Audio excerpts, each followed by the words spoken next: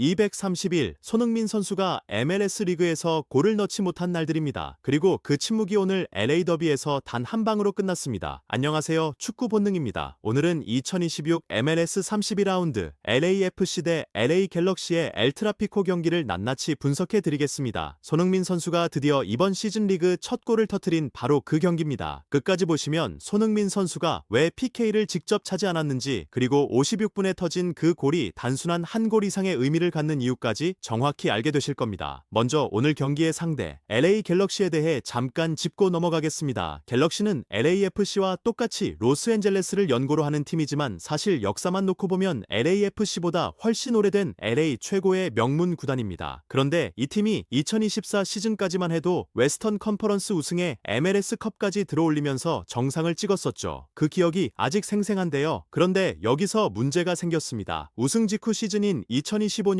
갤럭시는 웨스턴 컨퍼런스에서 7승 9패라는 처참한 성적으로 15개 팀 중 무려 14위로 추락했습니다. 챔피언 팀이 1년 만에 꼴찌 수준으로 내려앉는 건 흔한 일이 아닙니다. 그리고 이번 시즌도 5승 5무 5패 리그 9위라는 중위권에 머물고 있는 상황이기 때문에 오늘 경기는 원정 경기임에도 불구하고 LAFC 입장에서 사실상 부담이 거의 없는 매치업이었습니다. 반면 LAFC는 어떤 상황이었을까요? 월드컵 휴식기 직전에 공식전 4연패를 당했고 마지막에 시애틀 사운더스전에서 겨우 한 경기를 이기면서 연패를 끊어낸 상태였습니다. 시즌 초반일 위를 달리던 팀이 지금은 5위까지 미끄러진 상황. 여러분도 그 답답한 흐름 느끼셨죠? 그래서 오늘 엘트라피코는 단순한 더비 경기가 아니라 반드시 분위기를 뒤집어야 하는 경기였습니다. 이번 경기 LAFC의 마르코 도스 산토스 감독은 위고 레이스 골키퍼를 포함해 라이언 홀링스 헤드, 세드릭 런포르티우스, 아론 롱, 예반 체베르코, 마티오에 쇼네르, 에디 세구라, 마르코스 델가도, 제이컵 샤펠버그, 손흥민, 드니 부앙가 등 가용한 최선의 선발 라인업을 꾸렸습니다. 티모시 틸만, 세르히오 팔렌시아 등 주요 선수들이 부상으로 빠지면서 스쿼드가 다소 얇아진 건 사실이지만 손흥민, 샤펠버그, 쇼네르처럼 월드컵에서 뛰고 돌아온 선수들이 전원 곧바로 선발에 복귀했습니다. 손흥민 선수는 이번 경기에서도 최전방 스트라이커로 출전해 미드필더가 아닌 공격 최전선에서 직접 골을 노리는 역할을 맡았습니다. LA 갤럭시 역시 핵심 전력으로 나왔습니다. 도르트문트의 레전드 마르크 로이스가 선발로 섰고 일본 국가대표 수비수 미키 야마네도 출전하면서 제대로 된 엘트라피코 라인업을 가동했습니다. 그런데 막상 경기가 시작되자 예상과 다른 장면이 펼쳐졌습니다. 객관적인 전력에서는 LAFC가 앞서는 매치업이었지만 전반 극초반 볼 점유율은 갤럭시가 6대4 이상을 가져갈 정도로 하위권 팀인 갤럭시가 경기를 주도하는 의외의 양상이 나온 겁니다. 사실 LAFC는 이번 시즌 리그 거의 모든 경기에서 볼 점유율을 쥐고 가는 팀인데 처음부터 밀리는 모습은 확실히 이상했습니다. 이 부분이 바로 LAFC의 시즌 전반기 고질적인 문제점과 연결됩니다. 도스 산토스 감독은 늘 경기 장악을 강조해온 지도자입니다. 그런데 막상 볼을 잡으면 빠른 역습보다는 후방에서 천천히 빌드업으로 풀어나가는 스타일로 경기를 운영했고 그 과정에서 손흥민 선수는 골지역 근처보다는 볼 배급에 주로 관여하게 됩니다. 역습에 강점이 있는 손흥민과 부앙가의 장점이 자연스럽게 죽는 구조였던 거죠. 마치 엔진엔 스파크가 없는 상태랄까요. 날카로운 역습 카드를 쥐고도 정작 그 스위치를 켜지 못했던 겁니다. 하지만 오늘은 달랐습니다. 오랜만에 손흥민 선수가 상대 수비 뒷공간을 직접 겨냥하며 역습 찬스를 여러 차례 잡는 장면이 초반부터 쏟아진 겁니다. 아직 리그 득점이 없는 상황에서도 처음부터 골에 대한 굶주림이 움직임 하나하나에서 느껴졌습니다. 적극적이고 과감한 플레이였습니다. 경기 2분 손흥민 선수는 측면에서 안쪽으로 파고드는 드리블 이후 왼발 중거리 슈팅을 시도했지만 수비수들에게 가로막혔습니다. 4분에는 왼쪽 측면에서 직접 돌파를 감행했지만 이번엔 2명의 수비가 협력해 막아냈습니다. 실패하긴 했어도 수비수가 막고 서 있는 상황에서도 과감하게 치고 들어가는 모습은 평소보다 확실히 다른 공격적인 스탠스였습니다. 전반 7분 역습 상황에서 부앙가 선수가 손흥민 선수에게 연결해준 패스를 받아 오른발 가마차기 슈팅을 시도했지만 이번엔 수비수의 블로킹에 걸렸습니다. 전반전 초반 손흥민 선수는 이처럼 여러 차례 찬스를 맞았지만 실질적인 득점으로 연결하지는 못했습니다. 전반 9분에는 반대로 갤럭시의 마르크 로이스가 측면 돌파 이후 이후 컷백 크로스를 시도했지만 아론 롱 선수가 잘 막아냈습니다. 양팀 모두 공격에서 좀처럼 결정적인 장면을 만들어내지 못하는 흐름이었는데요. 그런데 여기서 LAFC의 패턴이 또 반복됩니다. 손흥민 선수가 초반에 몇 차례 역습 찬스를 얻은 이후 중원에서 볼 점유를 완전히 갤럭시에게 내주어 버리면서 흐름이 꺾인 겁니다. 중앙 경합이 안 되다 보니 결국 손흥민 선수가 또다시 중원으로 내려와서 볼 배급에 관여해야 하는 보는 입장에서는 답답하기 그지없는 상황이 되풀이됐습니다. 물론 갤럭시도 주도권을 쥐고도 뭔가 확실하게 만들어내지를 못했습니다. 페널티 박스 안에서 마무리를 가져갈 수 있는 선수가 없는 팀이라 공격이 번번이 막혔고 결국 갤럭시의 공격이 끊어질 때마다 LAFC가 역습 찬스로 전환하는 그림이 만들어졌습니다. 전반 26분 바로 그 순간이 왔습니다. 제이컵 샤펠버그 선수가 박스 안으로 크로스를 밀어 넣었는데 갤럭시 수비진이 이걸 제대로 처리하지 못했고 마르코스 델가도 선수가 골문 바로 앞에서 완벽한 찬스를 잡았습니다. 이번 경기 내내 답답한 경기력을 보이던 LAFC가 단 한 방으로 리드를 잡아버렸습니다. 효율 그 자체였습니다. 선제골 이후 상황이 바뀌었습니다. 갤럭시는 어쩔 수 없이 더 공격적으로 나서야 했고 그 말은 수비 라인이 높아질 수밖에 없다는 뜻이기도 합니다. 역습에 최적화된 손흥민 선수에게는 그야말로 허가증이 떨어진 거나 다름없었습니다. 27분 손흥민 선수는 역습 상황에서 넓게 열린 측면 공간을 질주한 뒤 부앙가 선수에게 결정적인 기회를 만들어줬지만 부앙가 선수의 슈팅이 아쉽게 빗나가고 말았습니다. 전반 29분에는 세트피스 상황에서 손흥민 선수가 상대 수비수 존 넬슨에게 얼굴을 발로 가격당하는 장면이 나왔는데 PK 선언이 나오지 않아 LAFC 입장에서는 다소 억울한 판정이었습니다. 33분에는 손흥민 선수가 박스 안으로 침투하는 샤펠버그에게 절묘한 킬패스를 찔러주며 또 한 차례 찬스를 만들었고 42분에는 부앙가 선수의 크로스를 받아 박스 안에서 강렬한 발리 슈팅을 때렸지만 안타깝게 하늘로 떠버렸습니다. 전반 막판 LAFC는 드니 부앙가 선수가 박스 안에서 반칙을 얻어내며 PK 찬스를 거머쥐었습니다. 아직 리그 득점이 없는 손흥민 선수가 볼을 집어드는 순간 저도 모르게 이번엔 직접 차는 건가 싶었는데요. 그런데 손흥민 선수는 볼을 전담 키커인 부앙객에 조용히 넘겨줬습니다. 팀을 위해 자신의 첫 골 기회를 내려놓은 겁니다. 부앙가 선수는 자신이 직접 얻어낸 그 PK를 냉정하게 마무리했고 LAFC는 전반을 델가도 부앙가의 연속골로 2대0으로 마쳤습니다. 여러분도 그 장면 기억나시죠? 손흥민 선수가 아직 리그 득점이 없는 상황에서 PK를 양보한 그 순간 말입니다. 첫 골을 원하는 마음이 없지 않았을 텐데 팀플레이를 선택한 리더의 모습이었습니다. 아쉽지만 동시에 멋있었습니다. 후반전에도 흐름은 비슷했습니다. 2대0으로 뒤진 갤럭시는 필사적으로 공격에 나설 수밖에 없었고 LAFC는 계속해서 역습을 노렸습니다. 후반 3분 손흥민 선수는 부앙가 선수와 짧은 패스를 두 차례 교환한 뒤 자신이 선호하는 각도를 만들어 가마차기 슈팅을 시도했지만 상대 골키퍼 미쿠비치가 간신히 세이브 해냈습니다. 아깝게 또 막혔습니다. 51분에는 역습 과정에서 순간적인 몸돌리기로 압박을 단번에 떨쳐낸 뒤 부앙가 선수에게 킬패스를 찔러주는 등 후반전에서도 손흥민 선수의 경기력과 폼은 눈에 띄게 좋았습니다. 그런데 여기서 문제가 생겼을까요? 해결이 됐을까요? 그리고 마침내